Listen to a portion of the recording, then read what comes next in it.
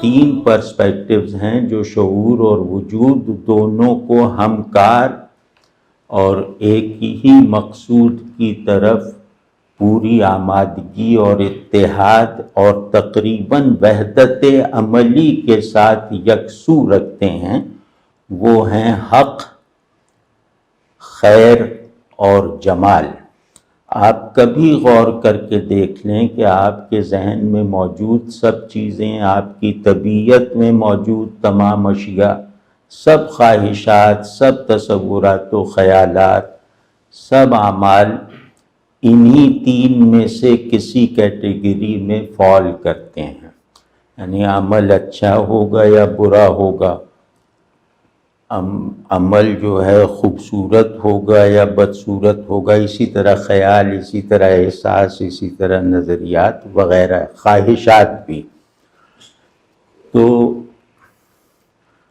وہ انسان کی وہ اسٹیٹ آف بینگ جو اسے اس کے سب سے بڑے پرسپیکٹیو، پرنسپل پرسپیکٹیو یعنی حق سے وابستہ کرتی ہے، حق سے تعلق کے لائق بناتی ہے اور اس کے لیے حق کو واجب الیقین بناتی ہے، وہ ہے قلب۔ تو قلب حق کے پرسپیکٹیو سے چیزوں کو رد یا قبول کرنے والی ایک ایسی سیٹ آف وزڈم ہے جس کا اثر نفس پر بھی پڑتا ہے اور روح پر بھی پڑتا ہے۔ قلب کی ساخت یہ ہے کہ اس میں جیسے اس میں تفصیل زیادہ ہے، اس میں جامعیت زیادہ ہے۔ جیسے روح ہے وہ یک طرفہ ہے، نفس ہے اس میں کچھ پرتیں ہیں، وہ ہم بعد میں دیکھیں گے، لیکن قلب ایک ایسا آلۂ وجود، ایک ایسی فیکلٹی آف بینگ یا فیکلٹی آف نوئنگ ہے جس میں نفس بھی جمع ہے، جس میں روح بھی حاضر ہے۔ یہ نفس اور روح دونوں کے احوال کو تکمیل دیتا ہے یا دونوں کے احوال کو رد کرتا ہے۔ یہ روح اور نفس دونوں پر اثر انداز ہوتا ہے۔ اب یہاں روح کا لفظ تھوڑا زائد محسوس ہو رہا ہے، وہ اس کی وضاحت میں بعد میں کر دوں گا، کیونکہ روح بسیط چیز ہے۔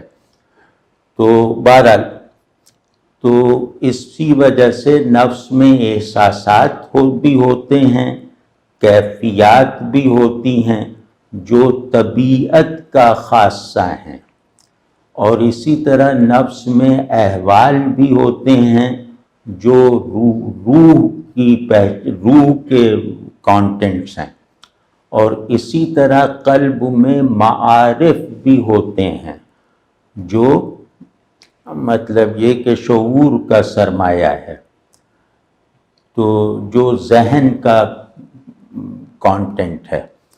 تو گویا انسان میں شعور اور وجود کی جتنی بھی فیکلٹیز ہیں، قلب ان تمام فیکلٹیز پر تصرف رکھتا ہے اور ان تمام فیکلٹیز کے بہترین اور مثبت عناصر کو ان سے لے کر مکمل کر دیتا ہے۔ یعنی قلب کی مدد اگر شامل نہ ہو تو روح اور نفس کے حاصلات خام، ناقص اور بے مصرف رہ جائیں۔ تو ایک تو یہ ہوا، دوسرا یہ کہ نفس تین چیزوں کا مجموعہ ہے، اسے شخصیت بھی کہا جا سکتا ہے۔ یعنی نفس کا مطلب ہے ایک آدمی، کوئی شخصیت۔ تو لیکن اصطلاح میں، ایک خاص اور معروف اصطلاح میں، نفس گویا میرا قوام وجود ہے جس میں اللہ نے تقوی اور فجور دونوں گوندا ہے، میری فری ول کے تابع کر کے، مجھے فری ول دے کر مجھے تقوی بھی میرے نفس میں گوندا گیا ہے اور فجور بھی رکھا گیا ہے۔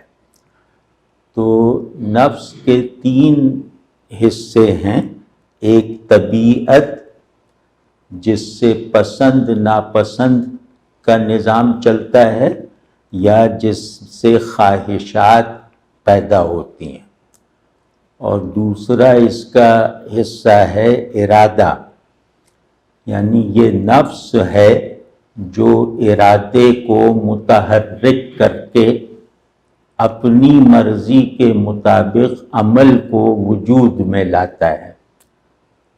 تو یہ اس کی امارگی سے بھی ہو سکتا ہے، یہ اس کے لوامہ ہونے کی جہت سے بھی ہو سکتا ہے۔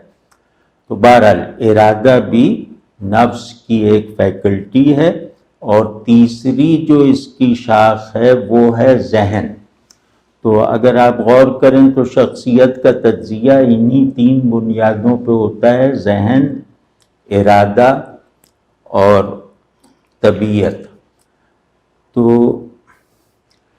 اسی وجہ سے بہت سے لوگوں نے کہا کہ نفس کا مطلب ہے کل شخصیت، اور قلب اور روح اس کل شخصیت کو جانب حق، جانب خیر اور جانب جمال رکھنے کے لیے ہیں۔